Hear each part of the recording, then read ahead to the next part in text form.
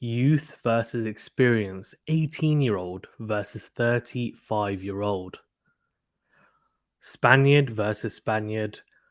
It is, of course, Rafa Nadal versus Carlos Alcaraz. And what a spectacle we have on our hands. Seeing Rafa Nadal beat Nick Kyrgios on what can only be described as, for me, a blockbuster event, using his smarts, his veteran nature to maneuver his way through Nick Kyrgios, and then in contrast, seeing Carlos Alcaraz, the 18-year-old, chase down every single ball possible and manageable against Cam Norrie was the biggest contrast of tennis that you might see in recent times. We saw Nadal trying to shorten the points, trying to play smart tennis, not expending energy when he didn't need to. Whereas with Carlos Alcaraz was the blissful ignorance of youth, where he just chased down everything, has unbelievable agility and speed to go side to side. I mean, he was getting balls that I'm not joking. Ironically, for me, I have only seen the way that he was doing it reminded me of an 18, 19-year-old Rafael Nadal. Novak Djokovic has also been doing that type of thing for very many years, but it's different because with Djokovic, he's so elastic. He is able to kind of go into the splits. He doesn't necessarily need to kind of get across as much because he's just so flexible. With Alcaraz and Nadal, though, they don't really go into that kind of split. They are still flexible, but they're not as elastic as someone like Djokovic. It is all to do with their speed, right? Their balance.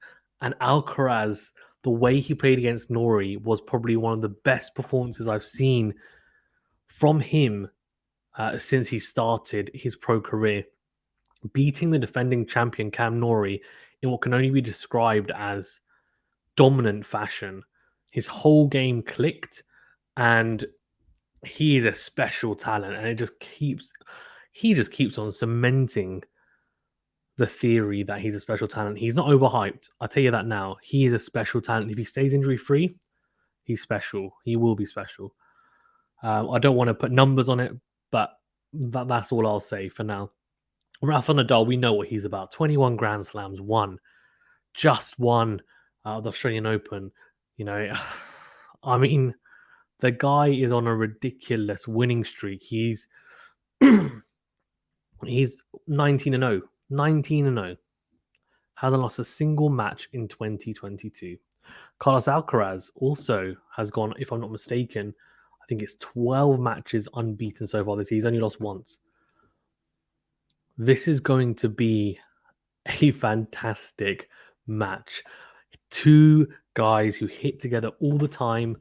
Alcaraz has looked up to Nadal his whole life. He says his playing style is more like Roger Federer's, but growing up, his kind of role model, his idol was Rafa Nadal. There's so many pictures with them together. He's come through the Rafa Nadal Academy. He has been kind of trained and taught through that academy. He's now got, Carlos Ferrero as his coach as well. I mean, it is really the apprentice and the master. It's like the Jedi Master and the Padawan. That's what it is with Nadal and Alcaraz. Is it going to be a passing of the torch match? No. Nadal is in phenomenal form. Even if he was to lose this match, there is going to be no passing of the torch as of yet anyway. But I tell you what, this could give us a really good indication of where Alcaraz is. Nadal has not been playing his best tennis at all this whole tournament. He's not been crunching the ball as well as he would have liked at all. And for Alcaraz, it's an opportunity to really test himself against one of the best ever to do it. Yes, they've hit together a lot, but hitting together is very different to playing, a competitive match against each other. Practice sets where you're trying out different things, you're trialing stuff is very, very different. Very, very different. It does give you a good feel of how the other person is hitting, of course. No doubt it does. Because, you're kind of able to adjust to this level of topspin, for example. That's something that Carlos Alcaraz will have an advantage with, which is fantastic. The biggest, I think, matchups for me in terms of tactically, there's a few.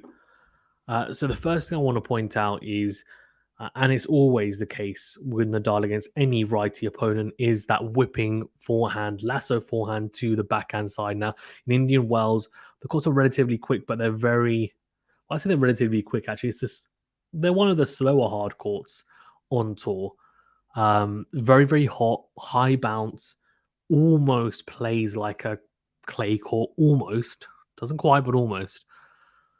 Now, Nadal is going to whip that forehand all day long to the Alcaraz backhand. Now, the issue, well, not the issue, the question mark will be around how Alcaraz is able to counteract that with his double-handed backhand. If he had a one-hander, there would be more question marks. With a two-hander, I think he should be okay. At times, he can break down slightly on that side. It is pretty solid to say the least, and that's one of the biggest things about Alcaraz is there aren't too many holes in his games.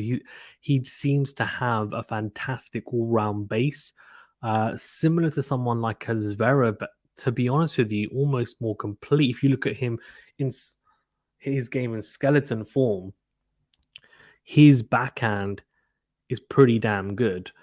So that will be the first test. And not just can he get balls back on that backhand side, but can he get them with depth? Can he get them with direction? Putting it down the middle of the court sets up a really comfortable then forehand for Nadal again. That sets up a potential winner approach shot, or a chance for Nadal to then get onto the front foot very, very quickly. So he'll have to be very sharp on that backhand side, of course. Number two, for me, is the serve return dynamic. Now, Nadal's serving has been hot and cold this tournament, but throughout the year it's been very good. He's bulked it up, and he's hitting his spots, to be honest with you. The biggest thing for me is the serve out wide on the juice side. I mentioned it multiple times.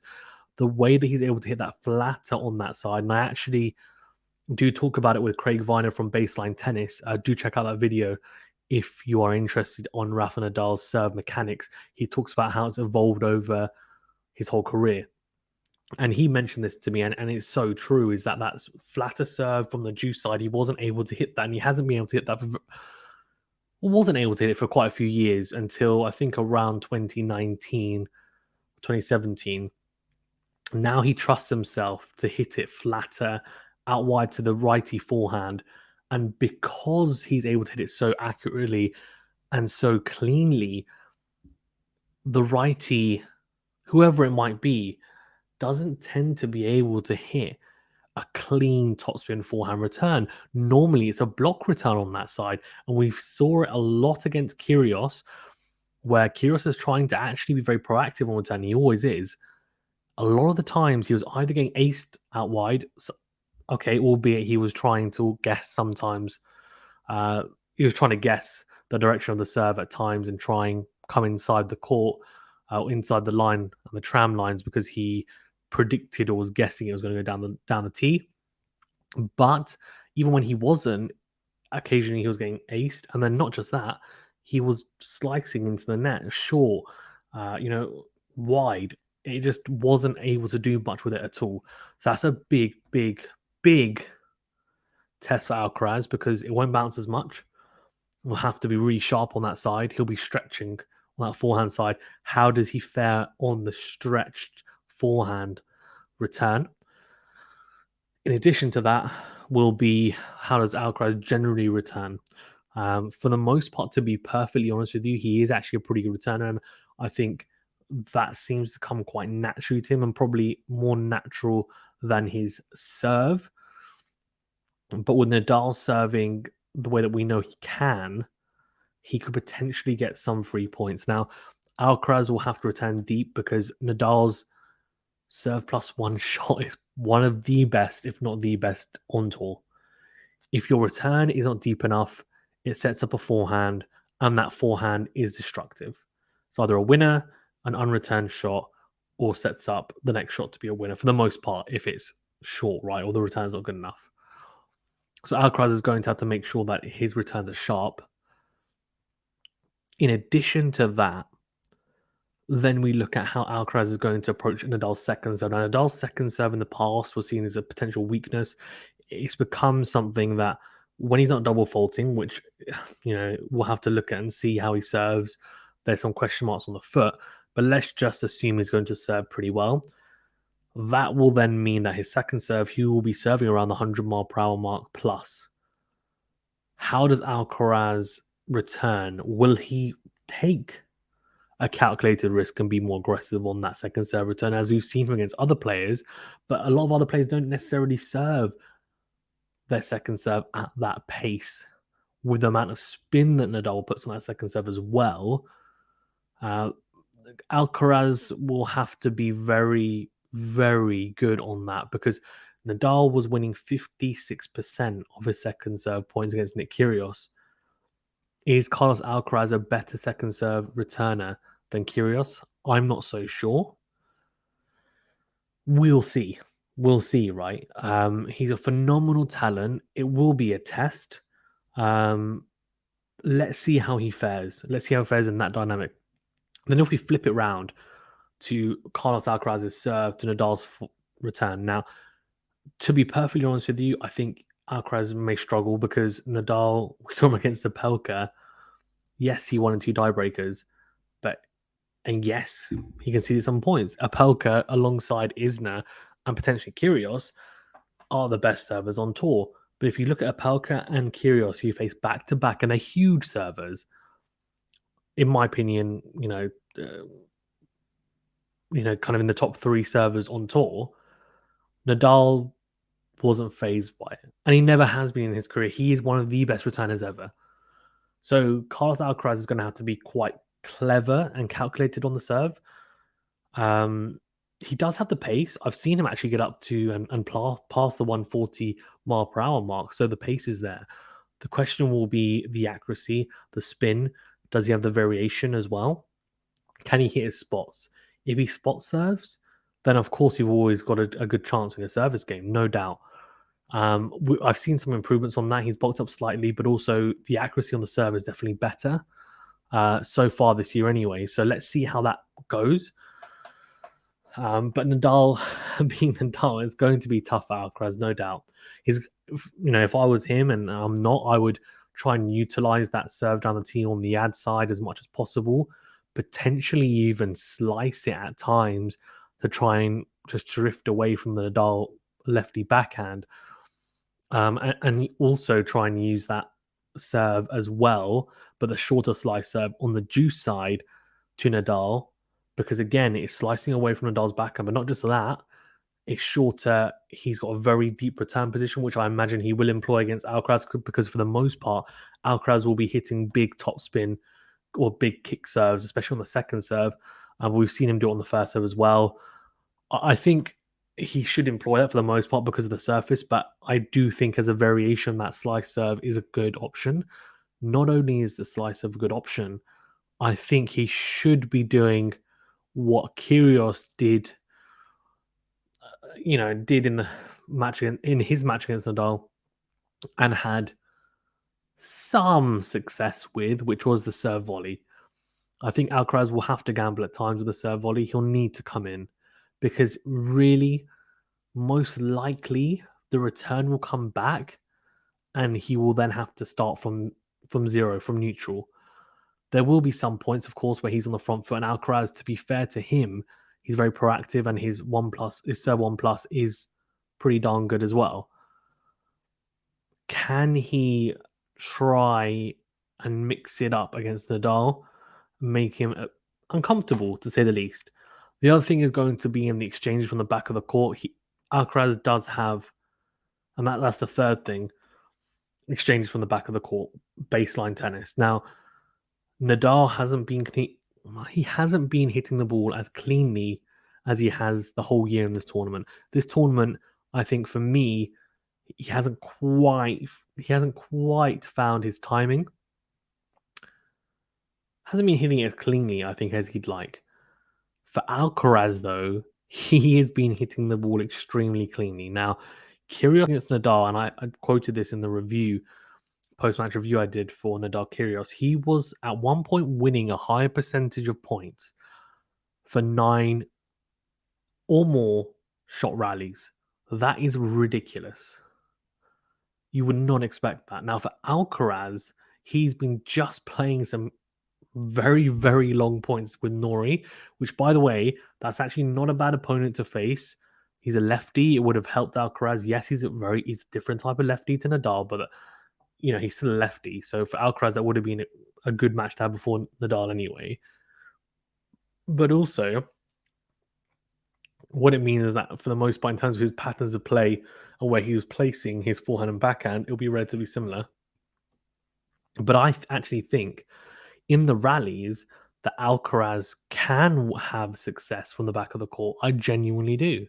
And I think at times Nadal will be the one who will try to change it up and come to the net and try and finish the point because he doesn't want to be getting drawn into extremely long rallies. Let's be honest with you, he doesn't. Alcaraz has an engine for days, and as an 18-year-old and just someone who watching the match against Nori, I was just thinking this is absolutely ridiculous. I know Gil Gross, who's been on the channel quite a few times, has said that he thinks he's the fastest player on tour. I'm not sure if he's the fastest player on the tour, but he's definitely up there, to say the least. And he's definitely someone who's going for nearly everything. He's going for everything. He's almost backing himself to get everything back. And he's willing to do it. He's not going to give up. And that is the exuberance of youth, to say the least.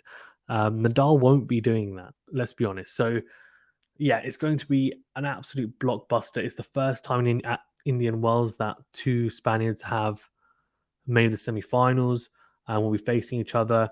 It is history, I mean, for Nadal to be facing someone from his own academy who's come up, if I'm not mistaken. I could be wrong, but I'm pretty sure that is the case. I mean, it's going to be incredible. It really, really is. I cannot wait. He's almost double Carlos Alcaraz's age. Is he going to be able to old man him and maneuver him, or will it be youth will trump it? And will Alcaraz do to Nadal what Nadal did at his age, which was beat these these really experienced players, these Grand Slam champions? Because that's what Nadal was doing at this age. If Alcaraz manages to win this match, it could definitely kickstart his career. And I said the same thing about Korda when Korda almost beat Nadal in the first round, or Nadal's first match, which was the second round of Indian Wells. And it definitely holds true for Alcaraz. He's definitely trending in the right direction. I think he's performing really, really well, and has been throughout this year and last year. He's broken into the top 15 as well. Really positive. He manages to beat a GOAT. I mean, the sky's the limit. And I think even if he has a competitive match against Nadal, it definitely bodes well. I'm just going to quickly go through the head-to-heads, or not the head-to-head, sorry, because the head-to-head is, well, 1-0 to Nadal. They've only played once last year at Madrid. Nadal won 6-1, 6-2. I mean, not really much to take from that, to be perfectly honest with you. It's on clay. It's Nadal's favourite surface. I think Alcaraz actually prefers the hard courts and the grass, potentially even because the way that he plays. I think, to be perfectly honest with you, it's a bit of a blend between, like, if we want to look at it from a very basic point of view, like, it's a blend between Federer and Nadal, I think. He has varied forehands. Some forehands he hits like Federer, some like Nadal with the lasso forehand. Mechanically, I've seen a lot of videos comparing his forehand to Nadal's forehand because of where they make contact with the ball. One, the grip is almost exactly the same on the racket. Two, the positioning of the legs, and then also the point of contact on the ball, where their heads are. Like, basically, the body shape is almost identical. Now, in saying that, they could have easily just picked two forehands that obviously look very similar, but almost the same. I don't know whether that's the case for all their forehands, but either way, that was an interesting video to look at. So do check it out. I don't know what it was called, but it was very, very intriguing. Right, let's go into then their routes to the semi-finals. So Alcaraz beat McDonald in straight sets. RBA absolutely destroyed him, by the way. Bageled him the second set there. Beat Monfils, who was really hot. Beat Medvedev in this tournament. And, of course, Monfils had a really good run as well at the Australian Open, making the quarterfinals, and then beat defending champion Cam Norrie in fantastic fashion. Hasn't dropped a single set. For Nadal, he has dropped 2 sets against Korda in that second round, which was a very, very interesting match, to say the least. He was 5-2 down in that deciding set, somehow managed to come back in ridiculous fashion. And then we had Dan Evans. He put up a good fight. He was actually a break up in that first set, but Nadal managing to come through in straight. Same against Apelka. 2 die breakers to win that. And then against Kyrgios, a fantastic match. 1 set all it was. And then Kyrgios went into that third set after just winning that second set. Looked like he might be the more likely to win it, but Nadal somehow managed to find a way to win. So really looking forward to this. Do make sure that you tune in for our live stream watch along. It will be Venu doing the commentary. Thank you to those who joined us for the Nadal versus Korda match. I know a lot of you enjoyed Venu's commentary, so do get involved. Do get behind him. Ask lots of questions. He loves it. And yeah, he'll be doing the comms for that. And I cannot wait. It's going to be an absolute cracker. Do remember to like the video and subscribe to the channel if you haven't done so already. Do check us out on Twitter, Instagram, and of course, Facebook. And if you are interested in potentially joining the team here at QualityShot, do also check out our community tab. There is a post on there about that. And if the opportunity interests you, do email us, of course. Email address is in that post as well. On top of that, do remember to like, follow, and subscribe if you're listening or watching on a podcast platform as well. I do appreciate it. Thanks everyone for your support. Stay safe and well, and I'll see you on the next video.